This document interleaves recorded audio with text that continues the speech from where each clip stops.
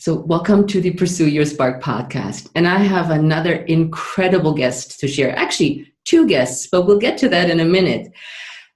My friend Angela Marie Maxwell worked with me about 5 years ago, maybe even longer. We worked together at the health club, and then she just took off. And she decided that she's going to walk the earth. She's not only walking the earth, she's also a TED talker, a TED speaker, I think is what the correct verb is. And her TED Talk is called Courage is a Verb. So I'd like to welcome Angela, because you guys are going to be blown away by her story, and her mom, Sue. Hi. Good morning. Thanks for having us. It's such an honor. It's such a pleasure. Because you guys, currently Angela is in North Carolina, right?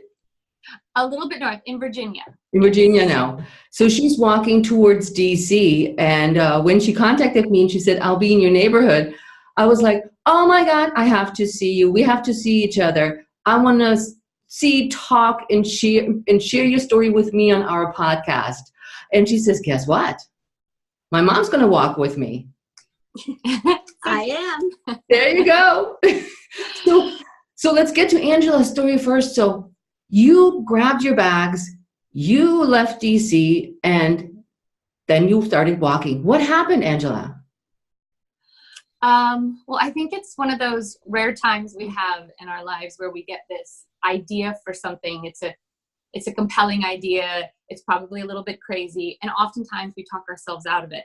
And when I had this idea to walk, I just knew that this was something I was born to do.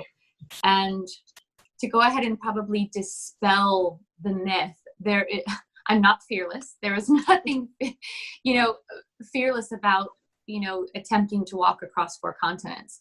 So I was terrified. 4 continents by now. Yeah. So I'm on my 4th. So this, I walked from Bend, Oregon. I was living there at the time, and that's where I started. And so I only walked to Portland, and it took me about 2 weeks.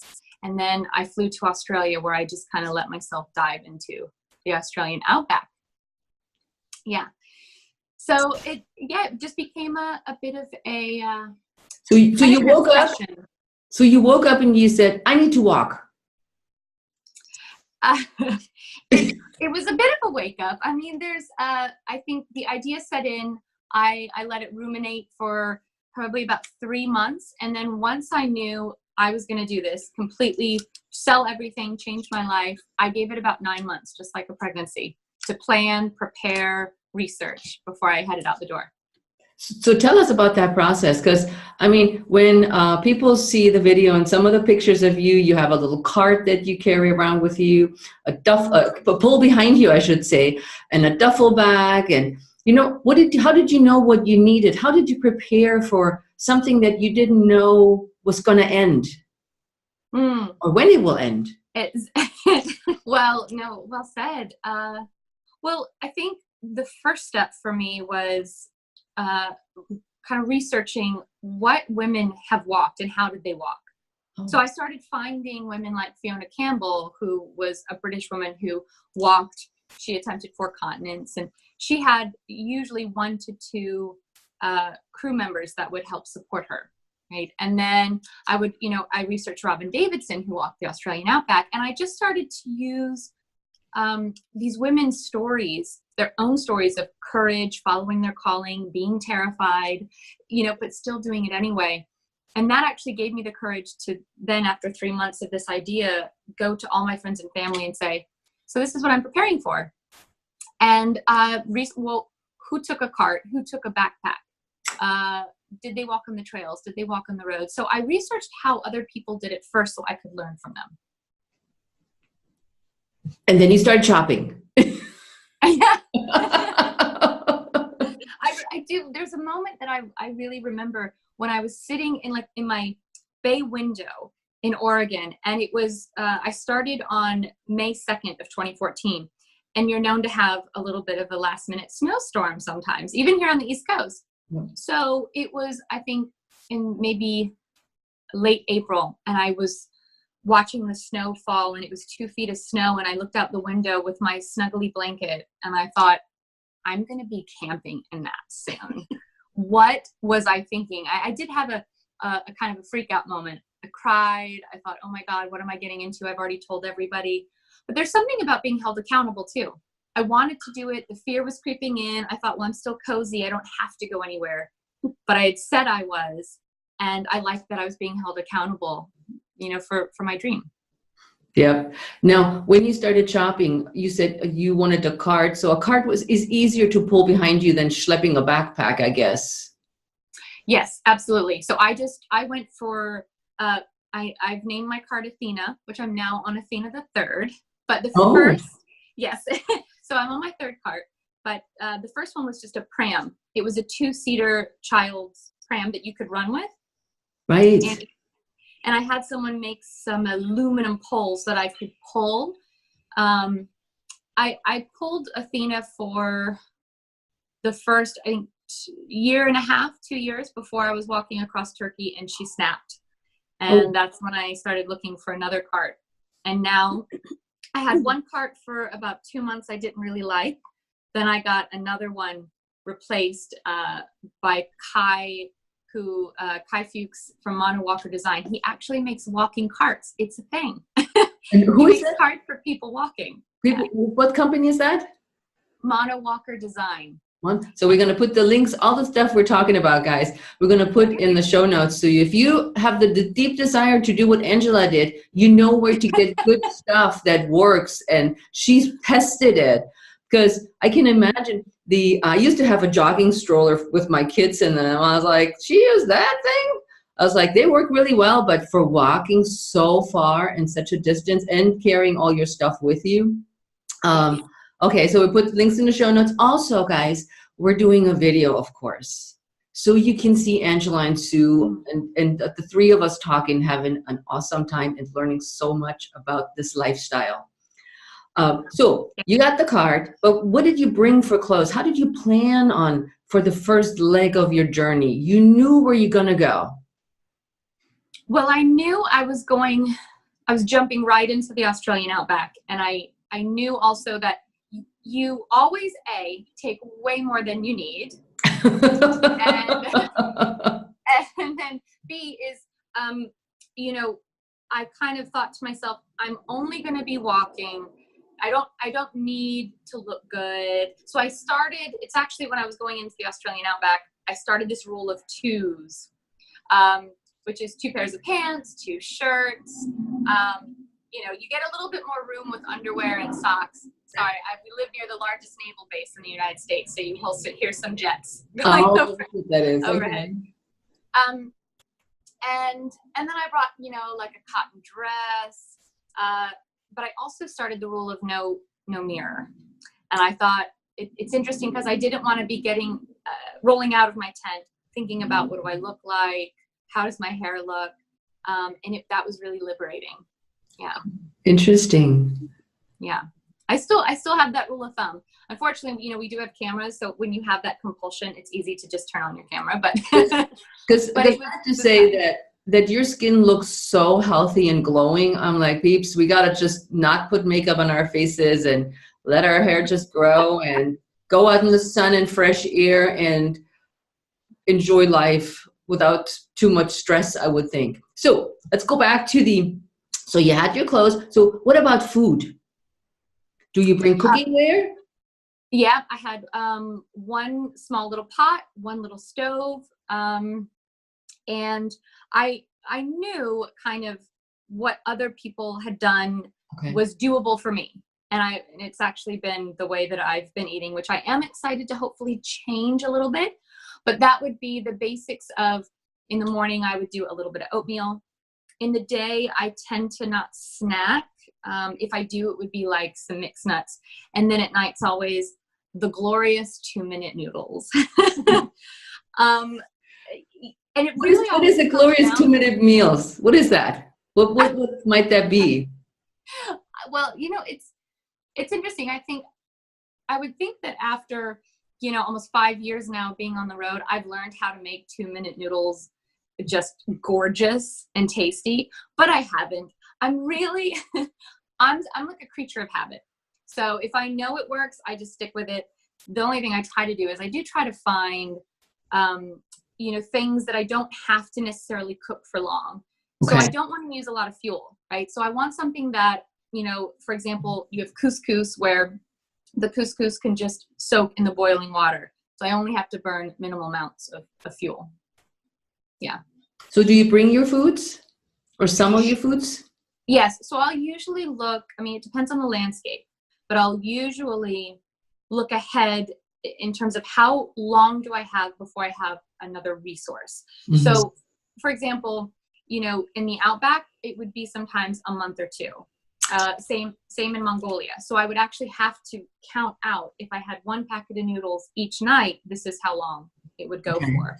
Okay. Yeah. And in the States, I have a feeling, being kind of fast food central, I have a feeling it's not going to be very long before there's going to be a resource, but we'll see what happens.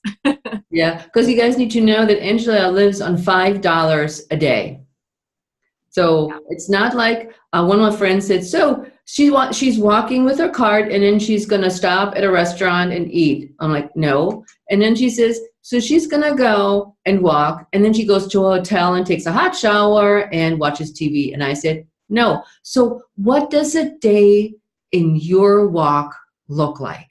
So our listeners can envision. So there's Angela, and she's not like a big person, guys. When you see her, she's super cute and super in shape from all the walking, but she's carrying all that stuff. So you wake up and what happens? Well, I think this is very important to say. I'm a coffee addict and I own it. So no joke, the very first thing I do is I get the boiling water going. And then I'll usually put, my oatmeal together, let it soak. And this is where the tent has to come down. Everything gets rolled up and then everything gets placed into my large duffel bag, which sits on top of Athena. So Athena, which is my cart, kind of has this lightweight wooden platform that the duffel bag sits on. And then I can just strap it and kind of tie it closed. And I'll usually take a look at where am I headed. I sometimes like to see either the night before or that morning, where do I want to walk? What route do I want to take? And usually there's 2 or 3 options. And have a sense of how far I want to get for the night. And that tends to usually be a little bit more intuitive. So about 2 hours before the sun goes down, I like to start looking for camp. So it gives me plenty of time to find a good spot and then pitch my tent. And I like to have my meal cooking and have eaten it before the sun goes down. So I'm a little bit like a hen in that way. I want to be in the sleeping bag, maybe reading a book on my Kindle or just at least cozy and tucked in by the time the sun has gone down and it's dark. Okay. So a good spot to pitch your tent. So Angela has a 1-people tent. And what is a good spot for the tent? Right. So, and I love this because my mom is the only one who probably experiences this and understands so far. So I have basically 2 rules of thumb. So the first is, there's always the typical, you want somewhere flat, but you can't always find that. So I either tuck myself away so much so that if anyone were looking for me, it would be almost impossible. So meaning I want to really camouflage myself as much as possible. Now, if I'm in a populated area, let's say I'm on the outskirt of a town, that's when I decide if there's people around and I know I'm going to be visible. People might be walking their dogs or something might happen. Mm-hmm. Then I go for being as visible as possible. Like there's people around. So it sometimes it just kind of creates a better safety net. Mm-hmm. If I'm in a populated area, let me be visible to people. If I'm a little bit more in nature, I camouflage. Okay, that's a good rule of thumb. I think especially by yourself, you want to make sure that not whoever comes by sees you in the woods and thinks, oh, there's a woman by herself. Do you wear a tracker when you walk, or how do people know where you are, Angela? Right. So this actually comes from my mom as well. She wanted a way that she could see where I was walking, but also if I ever went missing. And so I do use a spot locator beacon. and it's set so that every hour it traces where I've walked. So, and I think it holds something like 1 to 3 months of the route, and then it clears it out. But it's more something that people can see, where is Angela right now, right? Okay. Like where is she today? Where might she be headed? So it does locate where I'm at. Okay. Yeah. So, and it has a help signal too. So that was the thing too. I think that got Mom. There's an SOS button. So that's, I think, as a mom, I totally get to. I would want something too. I mean, I'm even nervous. My daughter is now in Budapest, and I only see her sometimes on Instagram when she posts that she's going to a rave or some cool party. And but for the last almost 3 months, she's been very quiet. So I'm a little nervous. And I said to my husband that I need to just kind of WhatsApp her and go, hey, let's catch up, because I'm still your mom, and I know I don't want to meddle with your life, but I damn sure want to make sure that you're okay. yeah. Yes, I get that. I think there's always those phases where when we're younger, we forget that checking in with Mom really means the world. That's all you have to do is say, I'm fine, and Yep. she can sleep at night. So yeah. Now, I was just listening or watching your video where you were singing as you were walking. I think it was in Switzerland. You have like the most beautiful voice, Angela. Oh, Heike, stop it. Stop. Oh my God, you should hear me. I'm like, oh my, no. Says that. It's looking a little bit like Christmas. She's singing and you're like, you need to be singing for a living. Oh, you're so sweet. You're so sweet. I love that.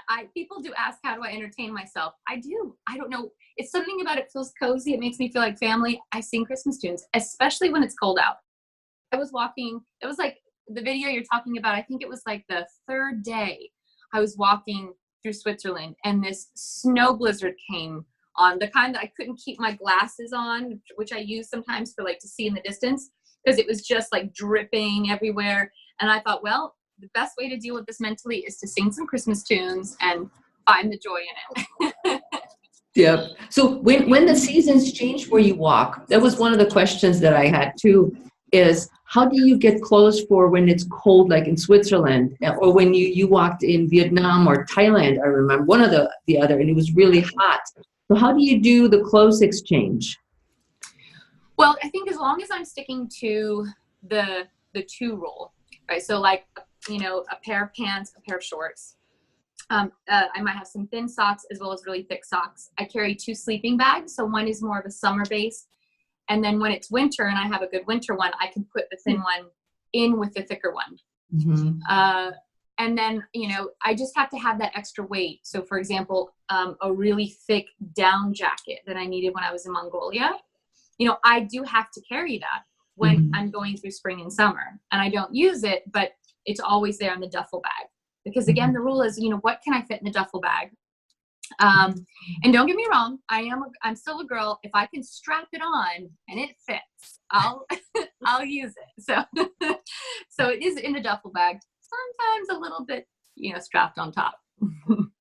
That's cute. So what happens, again, another story, because I'm like I said, I've been stalking you ever since you started walking. I'm like, I don't know where she is. What is she doing? What's her adventure like? You got, I think, malaria in one of the Asian countries you were traveling, or maybe I don't remember it correctly, but I remember you said, this lady put me in her shed or in her barn and fed me soup. Yes, in Vietnam. Yeah. That it was one of those times that it was pivotal in the walk. It changed everything. So it was dengue fever. Right. It's called the High Van Pass, and it's quite famous for people on motorcycle or in cars that want to. It kind of goes straight up, and I can't remember. It was like something like, I'd say 1,600 meters, but again, I'm really bad at math and even knowing that, so that might not seem like a lot, but let's just say it took me an entire day to walk straight up and another day to walk down. But when I reached the top, and this is like, it's something I'll absolutely never forget. It was so endearing. I was just getting up to the top, and it was extremely humid. And there's this slightly older, incredibly happy, you know, she's got the classic Vietnamese hat on, and she's kind of whooping and yelling and clapping her hands. And I didn't know if, you know, there were a lot of cars and people passing by. I didn't know if it was for me. I just said, but I'll take it. I don't know who that's for, but I could use that right now because today has been one long day. And yeah, I get to the top or near the top. She comes to me. She takes the cart, pushes it all the way up. It was probably about a good half a mile. Oh, wow. And she's got a little shack where she sells, you know, Vietnamese coffee and chicken and noodles and soup. And so we're communicating. She knew absolutely no English. But what I could understand was she was on her motorbike. She saw me when she passed. She was excited that she saw me walking up to where she was. And she offered me to stay in the hut at night, but it was very open. And of course they have a lot of mosquitoes, and she put even a net up for me, but it had a lot of holes in it. And so throughout the night, I remember just being bitten. And Wow. It was about a week later that the symptoms set in. So, and that's also where I decided to change the route. Okay. So people are in generally very welcoming to you, it seems like, or people walk with you. As somebody compared it to, is she like Forrest Gump? And I'm like, yeah, kind of, but a little slower maybe and a different objective. Just a little slower. Yeah, no running at all ever involved. Yeah, but you had one story, and I think this is part of your TED Talk, is something not so good happened to you in Mongolia. Yeah. So, and I like that you bring it up because oftentimes when I'm interviewed, people don't know where to go with it. And I think it's something that it's important to talk about, and it's not a wound for me. So in Mongolia, it had been about a month almost of walking. I was starting to really get comfortable, right? So I had walked across the outback in Australia on my own. I had walked in Vietnam, but of course, 2 weeks in, I got dengue, and that's when I decided in that healing process. For about a month, I couldn't go out in daylight. I had such a difficult time just letting my body heal as much as possible, and that's when I decided I wanted to go up to Mongolia. I liked being in nature and not around as many people, and also less mosquitoes. So it was about a month in. I was very comfortable with myself. I felt like I finally got the knack of how to walk down. And then I was attacked by a Mongolian nomad in the middle of the night. And, you know, there's something to be said about that I really feel is important, that it's not a Mongolian thing. Because so often we talk about where it happens, right? It's a human thing. Mm-hmm. And that experience, as terrifying as it was also the night that I got to understand what it felt like to make a very difficult decision. And that was after being attacked and raped, you know, in my tent, that I could give up and go home, because this terrible thing had happened and I could be terrified forever, or choose to keep walking. And yeah, by the time the sun rose, I knew, as scared as I might be, and I was for a while, I was very guarded. I had a hard time, you know, smiling at men and feeling comfortable for a little while. But by choosing to keep going and cross, you know, just getting through Mongolia itself to get to the Russian border, I think I really understood what it meant to move through fear. Yeah. Did you seek any medical help after that?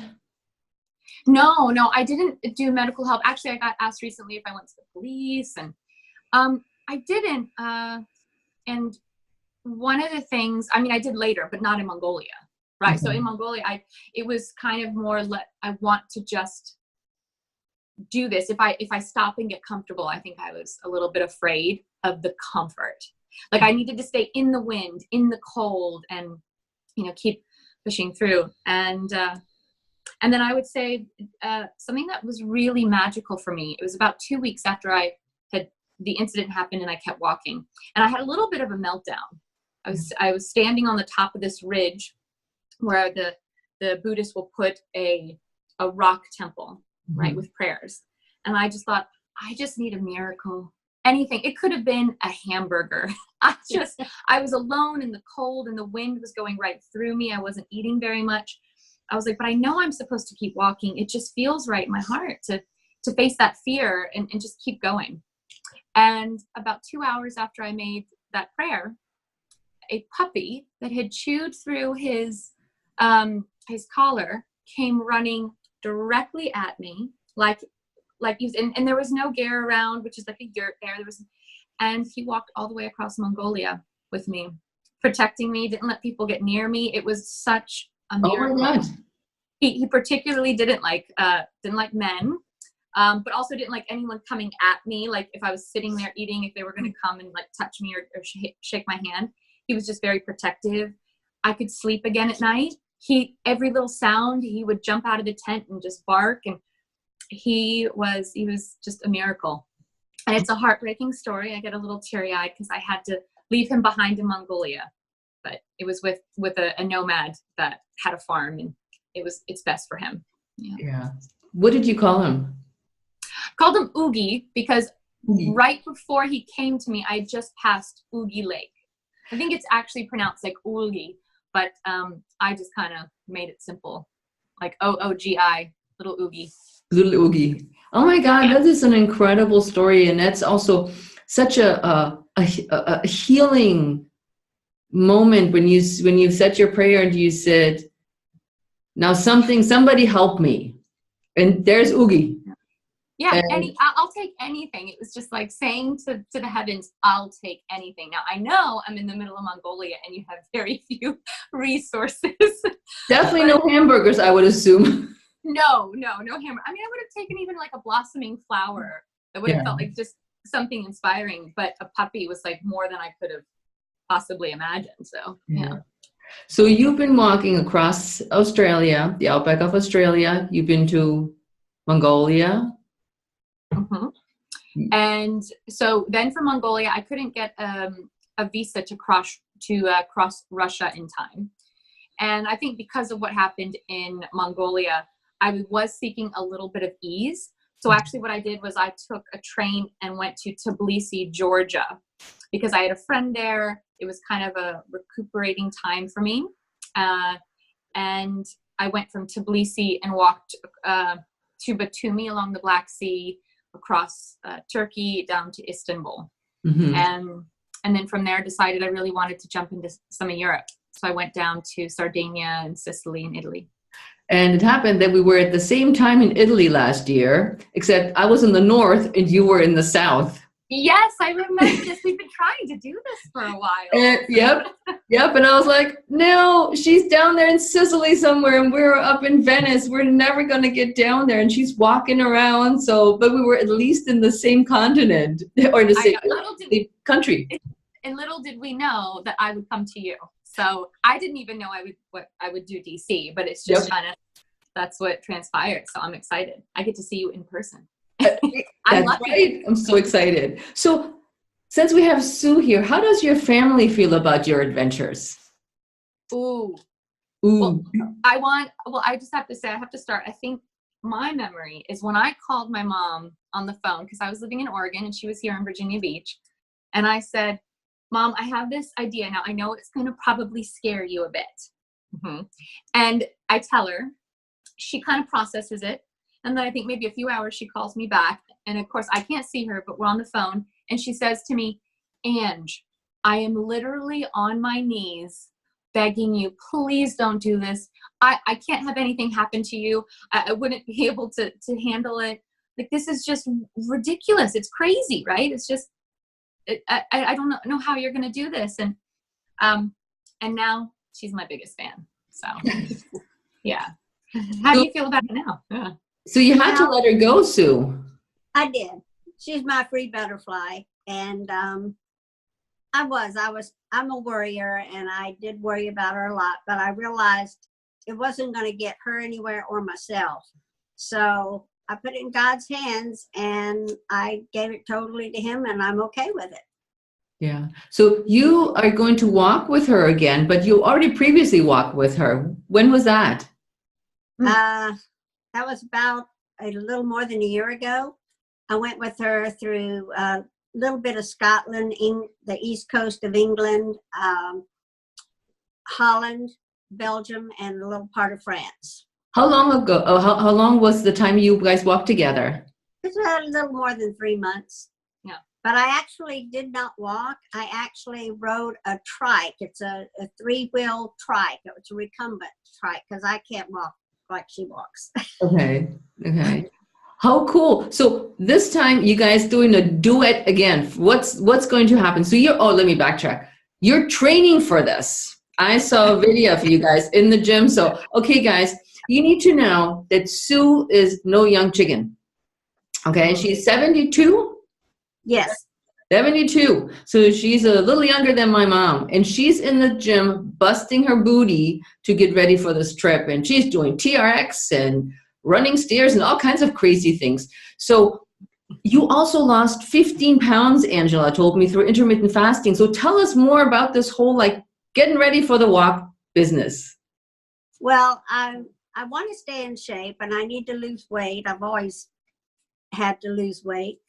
And so Angie suggested try the keto way of eating. And I decided, okay, I'm all in for it. And I thought I wouldn't be able to keep on it. And I thought it'd be too hard, but actually it was very easy. I find plenty of food to eat. And of course, she's been so sweet to cook it for me. Yes, she cooks it for me. I'm the chef. It helps. Because I was used to my husband being the cook and I was the kitchen cleaner. So anyway, I've been on it. I've lost 15 pounds, as you said, and I feel very healthy. I don't need to snack, and I feel really good. And see, that's what go ahead. Well, I was going to say, she's quite humble here because she's, as you said, Heike, she's a bit of a beast. I mean, she's been coming to a gym here called Soldier Fit, and they have her flipping tires and pulling sleds, and I mean, it's quite unbelievable even to me that she's able to do this stuff. And normally, when I think about prepping, because there's been a lot of breaks in my walk occasionally, right? And usually it's because of visas or something. I love it that, I'm at 37 years old and I get to just eat whatever I want because I know when I walk, I'm going to lose weight, right? Right. But Mom wanted to really prep. And so it actually set us up more for a kind of preparatory phase. And it's been bonding as well. Yeah, because it's through the clients that I've coached through intermittent fasting, and I made a big push this year in educating people on intermittent fasting, how good it is for you, how we get away from eating all the processed foods, how we feel better.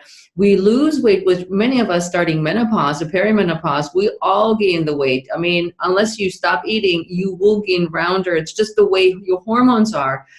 But I found just like Sue, you get more strength, you get more energy as you eat more towards the keto, more fats, less carbs, more proteins in that direction. And there's so much food to find where people go, there's nothing to eat. I'm like, well, you may not have the scones and the muffins, but guess what? You can eat a delicious avocado and lots of it, which is my favorite food. Me too. But me too. I feel like people in the kid, they love avocado. Now here's the hard part. I'm the chef and Mom despises avocados. So I always have to be creative of what I kind of can make. You can put it in a smoothie. You can put some sriracha on it so we spice it up. We have found a way to do it. A friend of hers, we're trying to get the recipe. She made a dark chocolate souffle. Ooh. I've seen that. Yes. Oh, I ate it. It was delicious. And it had avocado. It's like when you hide it for kids, like vegetables or something. It's like, okay, try this. Oh, that's really good. Well, that's avocado. And it's like, what? Yes, I'm learning the tricks. But I would say just to add, because I also do the intermittent fasting and I'm doing it like when I'm walking, sometimes it happens naturally, but in this kind of preparatory phase, I've been doing that and Mom has as well. And the only difference for Mom, because she has fibromyalgia and arthritis and COPD and lots of things where she's always dealing with inflammation, which is one of the reasons I recommended her to try the keto. so much weight related. That's a good benefit. But I wanted her to be in less pain. And so she does the intermittent fasting, but she does have in the morning, which I know does kind of break the fast a little bit, but she has a bulletproof cocoa. So she does do that kind of, you know, in the late morning so that she can then go until, you know, 3 or 4 in the afternoon. Yep. Adding some MCT oils into your diet is definitely super helpful. And I've known, not from my own experience, but from the people I've worked with, that all this change in lifestyle helps so much reduce the inflammation. It's such a huge benefit, and improves sleep. As we get older, we sleep less or sleep less well. So congratulations. That's all I can say to you. Oh, thank you. It's really not that hard. See, people, listen to this. Sue says it's not that hard. If a 72-year young woman was about to go cycling, you know, a portion of the United States, says it's not that hard. I mean, it is pretty impressive, right? It's almost like if I didn't bring it to her, she would have brought it to me. Yep. This is so super cool. Now, let me ask you, let me change subject a little bit. So how do you support yourself on the road? Is there a trust fund that you draw out of, or do you occasionally work, or how do you support yourself financially to do all these ventures? Right. So it's interesting, especially in the adventure world. People always love to know, like, how do you fund doing this, right? So one thing that's important to know is I've never had sponsors. The only thing that I've ever been sponsored is my Hilleberg tent, which I do love. I had researched them before. And before I ever got out the door, they gave me a tent. It was brilliant. It was just like I was someone with a crazy idea, hadn't even taken my first step. So the reason that I started the $5 a day is because it was the only way I could afford it. So it wasn't necessarily that I longed to have such a minimal amount of money to spend, right? Because I'd love to eat better, right? If I could have been eating, you know, more fats and less carbs on the road, you know, things might have been different. But I calculated if it's going to take about 5 to 6 years to walk, then, you know, and I basically sold everything, and I had $10,000.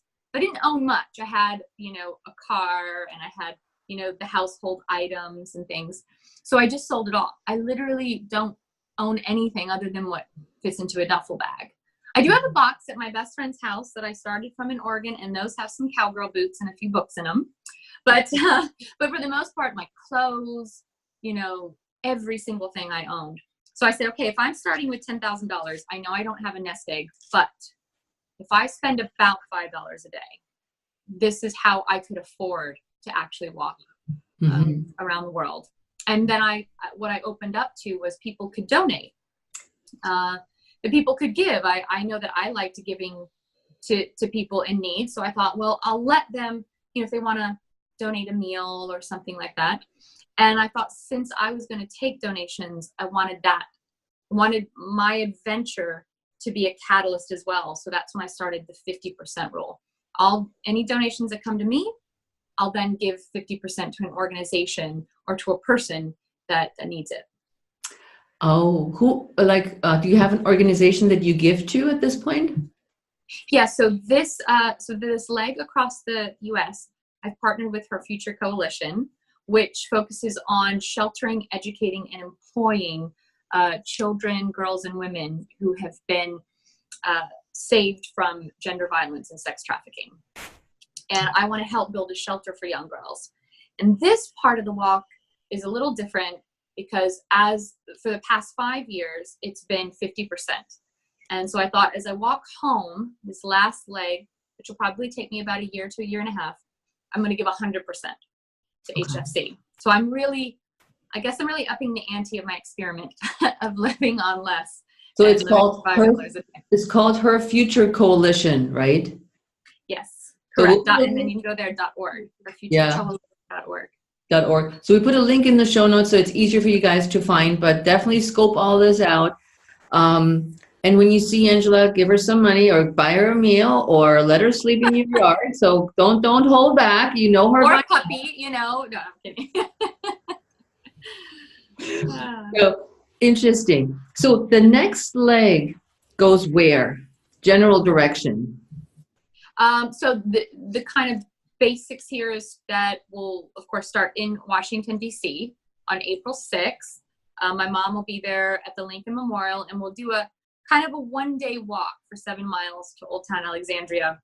And then I think we'll walk up towards New York, and then start heading west. And my goal is to make it to the Pacific Ocean. Where in California, I don't know. I like it to be intuitive, right?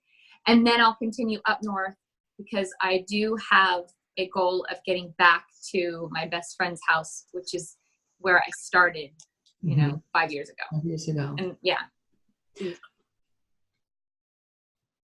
Yeah. I was telling her, she said, I'm going to meet her or be there at Lincoln Memorial. It's at 10 o'clock. So if anybody wants to join us, come on, more the merrier. We need you. Yeah, we let people know because the podcast will air after you guys have left already, but we'll definitely let people know where you're going and how they can reach you. Now, final words. What would you tell somebody? I wouldn't say who wants to start walking, but who wants to change her life in whatever direction that may be. You started to walk. I had children.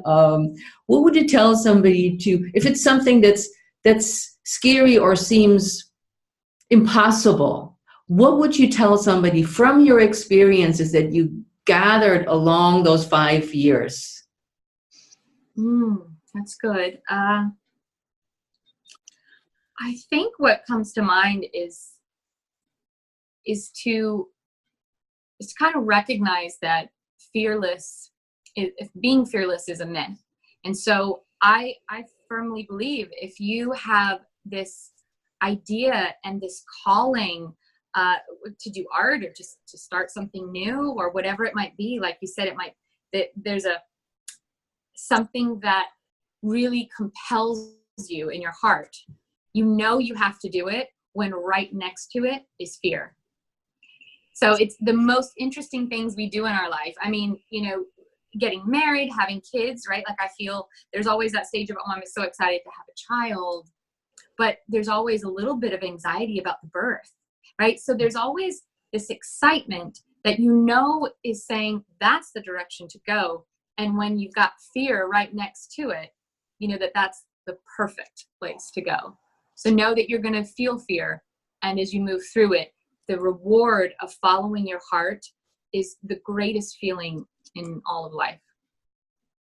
Oh, that sounds awesome. Sue, what about you? Final words from you. Well, I'd like to say that I lost my husband about 3 weeks ago and his stepfather. And life is going to totally change. And I'm also moving and everything. And I needed this time to get away from everyday life, just kind of be out in nature, be on my own, and kind of really wrap my head around all the changes that are happening and that are going to still be happening. So it's good for me, and I'm looking forward to it. So basically, she says it's never too late to start something new. Correct.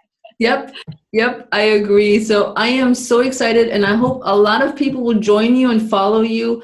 We're putting all the links in the show notes for you guys, so reach out, donate, walk with Angela and Sue, and don't be shy to introduce yourself to them and get to know them, because as they're heading up, and also listen to her TEDx talk. It makes me cry every time. So I'm like, just thinking about Angela, this really touched my heart. So it was such a pleasure to talk to you ladies today. So thank you so much for being here.